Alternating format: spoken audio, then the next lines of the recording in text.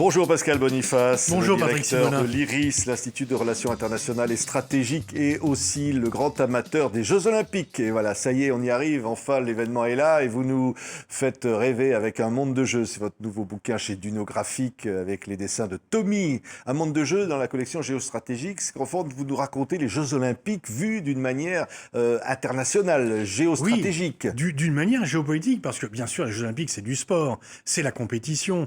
Mais ça a pris une telle importance que forcément il y a un impact géopolitique.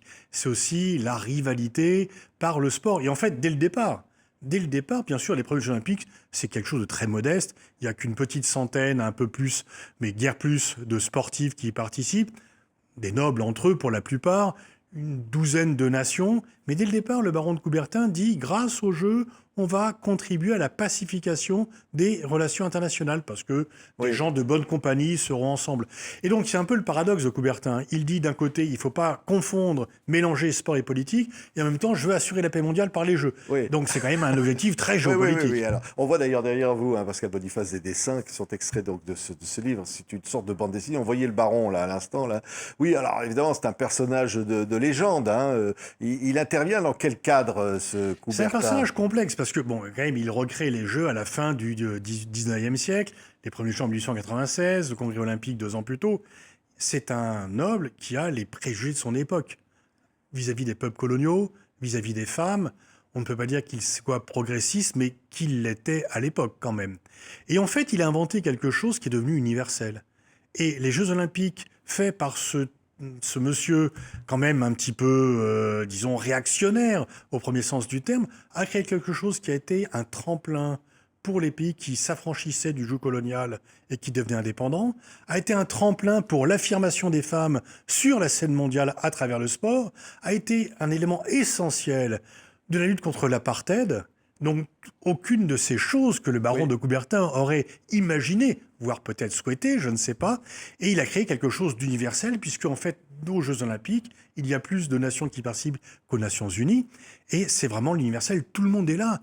Tous les couleurs de peau, tous les critères physiques.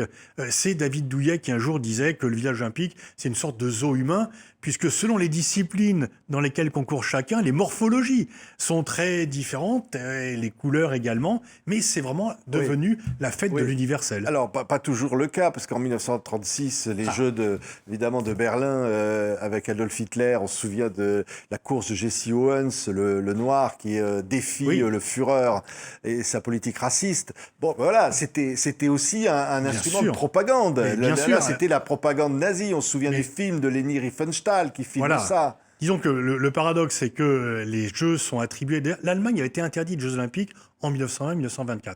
Il ne fallait pas, toujours, vous voyez l'hypocrisie du slogan « ne pas mélanger sport et politique ». On dit « l'Allemagne a perdu la guerre, il ne faut pas qu'ils viennent prendre leur revanche sur le terrain sportif ». Donc, on vous interdit les Jeux Olympiques. Et puis après, les choses s'arrangent, ils participent en 1928, et en 1931, on dit « bon, l'Allemagne, elle s'est un peu réconciliée, on lui attribue les Jeux pour 36 ». Sauf qu'entre-temps, Hitler prend le pouvoir en 1933, ce qui n'était pas prévu 2 ans auparavant, et Hitler a compris tout l'intérêt qu'il peut avoir de se servir des Jeux pour célébrer la supériorité de la race aryenne et la supériorité de l'Allemagne sur les autres peuples. Sauf que ces plans vont être gâchés par un petit bonhomme noir, Jesse Owens, qu'on voit là qui va remporter 4 médailles d'or. 4 médailles d'or et qui va complètement, disons, disperser façon Pulse, comme aurait dit Audiard, la théorie de l'aspect de la race aryenne. Et surtout, qui va se lier d'amitié avec un sauteur en longueur allemand. Alors lui, grand, blond, la tête de l'Arien parfait. L'Arien parfait, Luce Long, on a des photos, ils sont enlacés. Et Jesse Owens avait dit d'ailleurs, les 4 médailles d'or que j'ai gagnées ne sont rien par rapport à l'amitié qui m'a lié à Luce Long. Et Luce Long va payer très cher l'amitié qu'il avait eue pour un noir, puisqu'il va être renvoyé par la suite sur le front et qu'il va mourir. Et Jesse Owens, pour avoir quand même cassé le mythe de la supériorité du monde allemand, du monde arien, ne va pas être reçu à la Maison-Blanche. On est en 1936. il y a de la discrimination aux États-Unis. Et pour Roosevelt, tout démocrate, ou plutôt parce qu'il est démocrate, et tout progressiste New Deal qu'il était, va refuser de recevoir Jesse Owens. Et le sportif de l'année ne sera pas Jesse Owens qui a obtenu 4 médailles d'or, mais un sportif blanc. Oui, Pascal Boniface, voilà, un monde de jeu. Mais oui, alors un monde de jeu, bien sûr, ça veut dire que chaque Jeux Olympiques reflète un peu l'état du monde, au fond. Bien À sûr. travers les sportifs, on a aussi parfois les rapports de force, le monde tel qu'il est ou tel qu'il... Vous savez, Patrick Simonin, pendant la guerre froide, il y avait le décompte des armes nucléaires que l'Union soviétique ou les États-Unis détenaient, le nombre de chars qu'ils avaient massés à la frontière de l'Allemagne réciproquement. Et puis aussi, à chaque Olympiade, à partir de 52, première fois que l'URSS y participe, le décompte des médailles d'or, pour savoir quel était le système le plus performant. Et si c'était les États-Unis qui avaient le plus de médailles d'or, ils pouvaient dire, regardez, le système libéral, démocratie, libéral économique, c'est ça qui forme la meilleure jeunesse. Et par contre, l'Union soviétique, quand elle avait le plus de médailles d'or, disait, regardez, le communisme, renfort, etc. Et donc, ça a été maintenant, la rivalité, elle n'est plus entre la Russie, qui est interdite, là aussi, géopolitique, la guerre en Ukraine. Alors on a trouvé, on disait non, c'est pas pour la guerre, parce qu'il y a tellement de pays qui sont en guerre. Si on devait exclure tous les pays qui sont en guerre, il n'y aurait personne. Mais parce que la Russie a intégré des clubs de sport et des fédérations sportives ukrainiennes dans la partie de l'Ukraine qu'elle a annexée. Mais en tous les cas, on voit bien qu'à chaque fois, quand on entend qu'il ne faut pas mélanger sport et politique, c'est faux. Pour ne pas parler de cette image mythique des Jeux de Mexico en 68 où Tony Smith et John Carlos, les deux sprinteurs américains, respectivement premier et troisième du 200 mètres, lèvent le poing ganté de noir à la tribune. Ils vont payer très cher ce geste de rébellion, mais ils sont rentrés dans l'histoire parce qu'ils ont attiré devant les caméras du monde entier l'attention de la planète sur le sort des Noirs aux États-Unis. Oui, oui. Et puis alors le nombre de médailles, c'est une compétition mondiale. On se souvient, l'Allemagne voulait le maximum de médailles. Les nageuses est-allemandes qui étaient un peu musclées gagnaient à la nage. Dans ce combat entre l'Est et l'Ouest, il y avait un mini-combat Allemagne de l'Est, Allemagne de l'Ouest, avec effectivement, bien qu'ils soient 4 fois moins nombreux, des performances ultra bonne des Allemands de l'Est, dont on a appris par la suite. On s'en doutait un peu, parce que la morphologie, effectivement, des athlètes féminines est-allemandes faisait quand même peser des doutes. Quoique, il y avait aussi des sportives américaines, Florence Jessie, qui étaient quand même aussi très musclées de façon en peu de temps. Mais en tous les cas, effectivement, l'Allemagne de l'Est, pour performer, avait fait un dopage d'État, tout simplement. Alors aujourd'hui, il y a toujours des problèmes de dopage. D'ailleurs, la Russie a été exclue des Jeux de Tokyo comme nation à cause du dopage. C'est toujours la course entre l'agence antidopage et le dopage, mais il y a quand même beaucoup plus...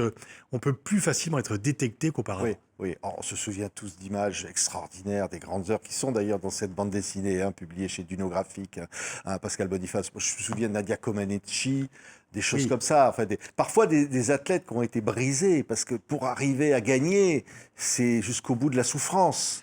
Oui, mais ça, disons qu'on imagine quand même assez mal, aussi dans les pays démocratiques. Bien sûr, Nadia Comaneci elle a beaucoup payé d'avoir gagné, puisqu'elle est devenue la héroïne d'une Roumanie qui était un petit peu vraiment reléguée à l'arrière-ban des nations, qu'elle a été instrumentalisée par le pouvoir, etc., qu'elle a souffert. Mais c'est vrai que pour gagner une médaille olympique, le nombre d'heures d'effort, le nombre de sacrifices qu'il faut faire. Regardez, je prends l'exemple des judokas. Les judokas, il y en a qu'un par catégorie. Et donc le deuxième français peut très bien être le troisième mondial, mais il n'a pas le droit de participer aux Jeux parce qu'il n'y a qu'une place. Et pour passer dans la bonne catégorie de poids, il faut sans cesse faire des efforts pour ne pas prendre les 100 grammes qui pourraient vous faire passer dans la dimension extérieure. Donc tout ceci, c'est quand même beaucoup de sacrifices. Il y a des sportifs qui réussissent, qui gagnent très bien leur vie. D'autres, en fait, dans des disciplines qui sont moins célèbres, moins télévisées, qui font une vie d'efforts, de sacrifices, mais parce que c'est leur passion aussi, parce que quelque part, c'est aussi une réalisation. Pour un athlète, participer au JO, même s'il sait qu'il n'a pas de chance de médaille, c'est quand même une consécration phénoménale. Oui, oui. Bon, on se souvient de drames aussi, voilà, la prise d'otage. Munich, 72. Quand même des moments terribles. Oui. Alors maintenant, ça n'arriverait... Enfin, la sécurité, le risque zéro n'existe pas, mais à l'époque, on rentrait dans les Jeux Olympiques comme dans un... même plus facilement que dans un magasin aujourd'hui. Il y a eu cette prise d'otage qui a ensanglanté les Jeux Olympiques. Mais il est vrai que depuis, et encore plus depuis 2001, la priorité numéro un de tous les organisateurs, c'est la sécurité. Et le budget le plus important, c'est la sécurité. C'était déjà le cas même, y compris à Rio, pour les Jeux de 2016. Pourtant, le Brésil n'est pas parmi les troupes géopolitiques liées au Proche-Orient, comme la France, l'Angleterre ou d'autres pays. Néanmoins, le dispositif sécuritaire à Rio, j'y étais, était vraiment phénoménal. Voilà, on sait très bien que dès qu'on organise un événement mondialisé, il y a un risque que des mauvais esprits veuillent en tirer parti pour attirer l'attention Oui. sur eux. Bon, on voit encore pour ces Jeux Olympiques de Paris, certains qui demandaient qu'Israël n'y participe pas. Oui, alors Oui. pas pour les raisons de sécurité, mais en disant si la Russie n'y participe pas, pourquoi Israël y participe?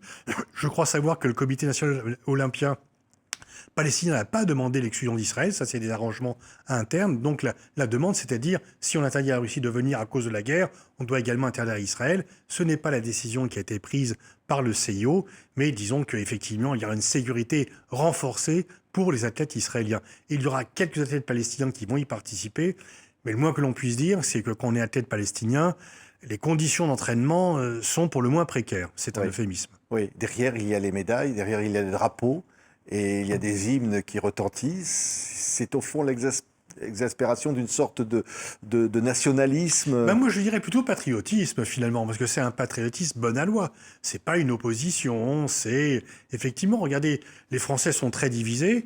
Eh bien, les Jeux Olympiques vont nous unir derrière Teddy Riner, derrière les champions, etc. Le sport, ça unit un pays pour défendre ses champions. On l'a vu pendant l'Euro, on l'a vu pendant les Coupes du Monde, etc. Et dans tous les pays du monde, c'est la même chose. Le sport est à la fois quelque chose qui est mondialisé, et on sait que la mondialisation vient un peu effacer les identités nationales, mais le sport réussit l'exploit d'être à la fois le phénomène le plus mondialisé et qui nourrit le plus le sentiment d'identité nationale. Oui. Est-ce que ces Jeux Olympiques de Paris peuvent être un facteur de paix?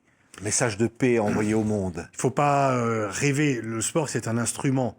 C'est pas une baguette magique qui va faire que demain, Israéliens et Palestiniens vont se dire « Ah, qu'avons-nous fait? Il faut se réconcilier » ou que Russes et Ukrainiens disent « Embrassons-nous, Folleville ». Non, mais c'est au moins une parenthèse enchantée. J'espère que les étrangers qui vont venir seront bien accueillis par les Français, qu'ils vont avoir une bonne image de la France. Le dossier des Jeux Olympiques a été fait pour que les plus beaux monuments de Paris, de la région parisienne, soient mis en valeur pendant les Jeux, dès la cérémonie d'ouverture d'ailleurs. Et donc ça donne envie aux étrangers de venir, si ce n'est cette année, du moins les années qui suivent. Bien, merci. L'important n'est pas de participer. Merci Pascal Boniface. Ça s'appelle Un monde de jeux avec les dessins de Tommy. C'est très formidable, vraiment très beau chez Duno Graphique. Cette bande dessinée pour vivre d'une autre manière ces Jeux Olympiques. On va vivre ensemble et avec grand plaisir. Merci Pascal Boniface. Merci Patrick Simonin.